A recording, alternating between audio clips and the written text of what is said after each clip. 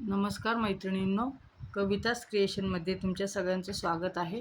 मी कविता सुभाष चव्हाण तुमच्यासाठी घेऊन आले आहे फ्रीमध्ये आरीवर्क क्लास.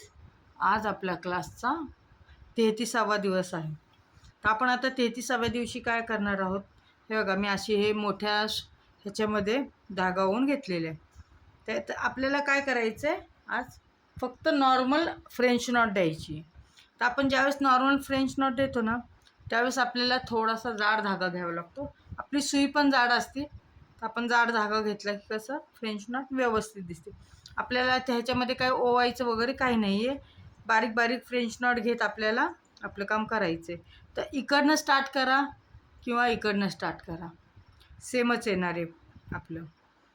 तर माझ्या चॅनलला जे नवीन असतील, तुम्ही व्हिडिओ पाहताय, मला छान वाटतं. नवीन जे असतील त्यांनी मला लाईक करा, शेअर करा, सबस्क्राईब करा. बेल आयकॉनचं बटन दाबा, म्हणजे माझ्या नोटिफिकेशन तुम्हाला लवकरात लवकर मिळतील. हे बघा, फक्त आपला धागा वर काढला, सुईला पिळा मारला आणि सुई खाली घातली. त्याच्यात थोडंसं साईडला सुई खाली घालणे, एवढंच काम आहे आपलं. हे अशा प्रकारे आपल्याला हे फ्रेंच नॉट करत राहायचे.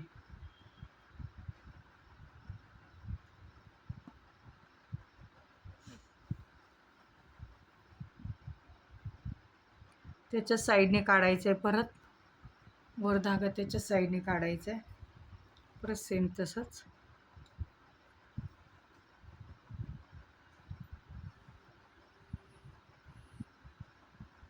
तुम्हाला मी शिकवते, तुम्हाला कळते का मी काय करते, कसं वर्क करते. मला तुम्ही कॉल करूनही विचारता, मला काही वाटत नाही. तुम्ही खुशाल विचारा, मी तुमचे कधी कॉल उचलायला तयारच असते.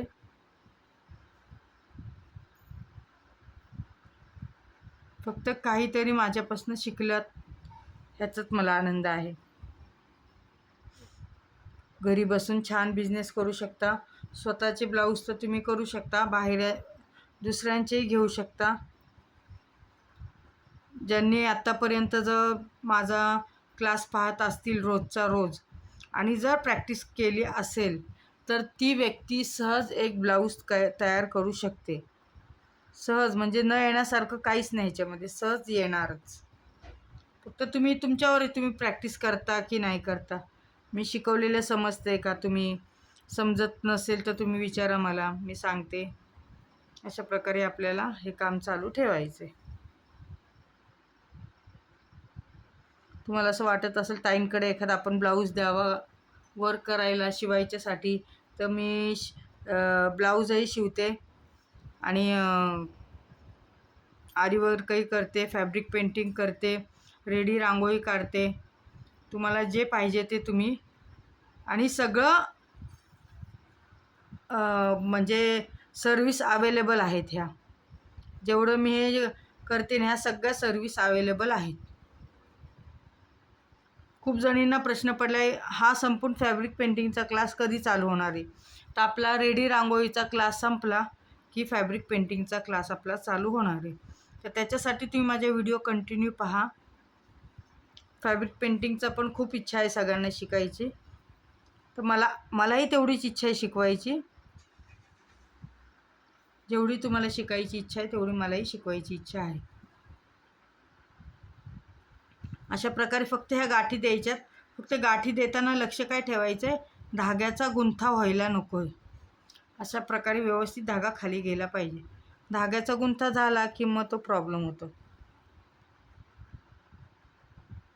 धाग्याचा गुंथा न होता आपलं गाठ बसली पाहिजे व्यवस्थित.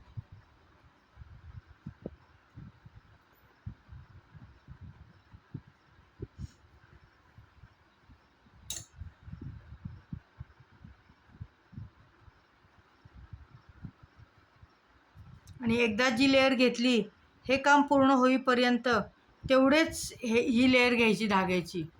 आता मी ह्याच्यामध्ये किती घेतलेले आहेत, 9 राऊंड घेतलेत. तर मग आपण पूर्ण हे पाकळी होईपर्यंत 9च राऊंड घ्यायचे. ते एकदा 9, एकदा 12, एकदा 10 असं घ्यायचे नाहीत. 9 म्हटले की 9च. म्हणजे जे आपली पाकळी हे जे नॉट काढतो ना त्याची साईज पण सेम येते. हा धागा खूप नाजूक असल्यामुळं आणि रेशमी असल्यामुळे त्याचा गुंठाही तेवढाच होतो आणि नाजूक असल्यामुळे तुटतो पण लवकर. त्याच्यामुळं काम करताना जरा व्यवस्थित हळूवारपणे करावं लागतं, घाई गडबड करून चालत नाही. आणि एकदा गुंता झाला की तो सोडवणं खूप कठीण होतं. आपल्याला पूर्णपणे वर काढूनच परत दुसरा धागा घालून करावं लागतं वर.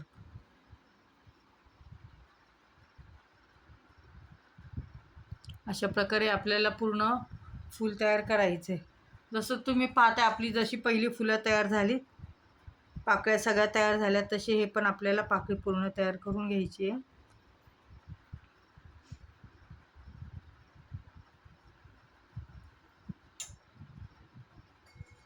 ह्याच्यामध्ये आपण पूर्ण सिल्क थ्रेडचं काम केलेलं आहे फुलामध्ये. आता हे फूल एवढं आपण सुंदर फूल बनवलं, मग असंच कपड्यावरच ठेवायचं का? असं काही नाही. आपण जर हे फूल कट केलं आणि त्याला मागं पिन लावली, फुलाच्या मागच्या साईडला कॅनव्हस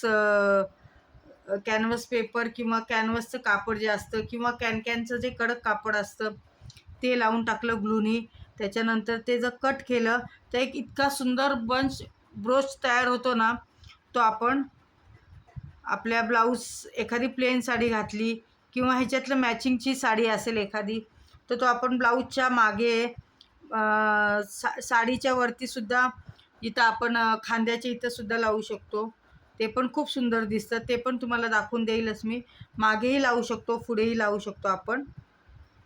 त्याच्यासाठीच मी मल्टी कलर घेतलेला आहे आणि याचा वापर कसा होणार आहे हे सांगणार आहे तुम्हाला. एवढं सुंदर फूल बनवून आपल्याला कपड्यावरच ठेवायचं नाही आहे, ते त्याचा आपण वापर कसा करणार आहे हे सांगणार आहे. असंच आपण कमळही काढू शकतो. असंच जर ब्रोच बनवायच्यासाठी मी सांगते, तर तुम्हाला कमळही आपण काढू शकतो. ते पण खूप सुंदर दिसतं. आपण तेही काढूयात, एक एक होतो तेही काढूयात आपण.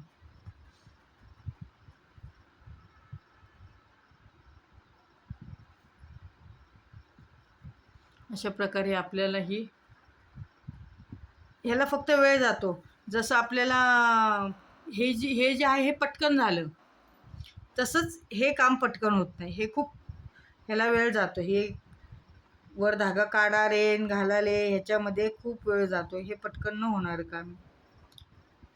साधी फ्रेंच नॉट जी आहे ती पटकन होते आणि जी ह्याची आपली फ्रेंच नॉट आहे ती पटकन होती.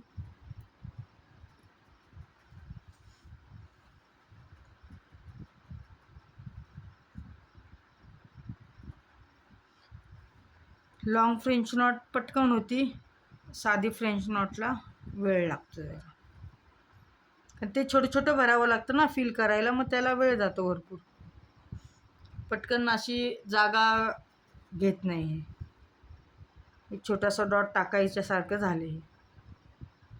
असो, माझा व्हिडिओ पाहताय तुम्ही, तुम्हाला छान वाटत असेल तर परत एकदा सांगते, लाईक करा, शेअर करा, सबस्क्राईब करा आणि कंटिन्युटी तुम्ही व्हिडिओ पहा.